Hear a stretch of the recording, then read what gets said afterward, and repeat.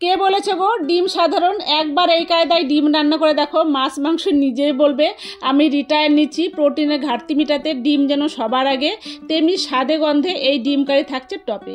ঘরোয়া কায়দায় সহজ উপকরণে আর ফলাফল দুর্দান্ত। প্রথমে লবণ দিয়ে ডিমটা মিনিট 10 সেদ্ধ করে নিব, তারপর এটাকে ছুলে নিব। এবার ভেজে নেব তেলে অল্প লবণ আর হলুদ দিয়ে ডিমটা একদম লালচে করে ভেজে তুলে নিলাম। ওই তেলেই এবার দিয়ে দিলাম তেজপাতা, গোটা গরম মশলা আর জিরে ফোড়ন।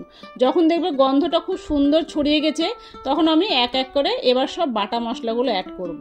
প্রথমে দিয়ে দিলাম পেঁয়াজ বাটা, রসুন বাটা, আর এখানে আমি টমেটো পেস্ট করে নিয়েছি। টমেটো পেস্ট, একটু জল দিয়ে দিলাম, ধনে পাউডার, জিরে পাউডার আর লঙ্কা পাউডার দিয়ে একটু কষিয়ে নিব। তারপরে দিয়ে দেবো লবণ, হলুদ আর চিনি, সব কিছুর ব্যালেন্স করার জন্য।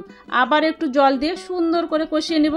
এবার দিয়ে দিলাম আদা বাটা আর কাশ্মীরি রেড চিলি পাউডার কালারের জন্য, তোমরা চাইলে নাও দিতে পারো। মশলাটাকে খুব সুন্দর কষিয়ে নেব।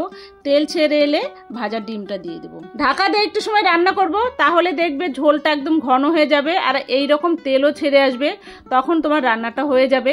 এবার আমি নামিয়ে নেব। তবে নামানোর আগে এটাকে আরও বেশি টেস্টি করার জন্য একটু ধনে পাতা, কাসুরি মেথি আর ঘি, ব্যাস তাহলে রেডি আমার দুর্দান্ত স্বাদের ডিম কারি।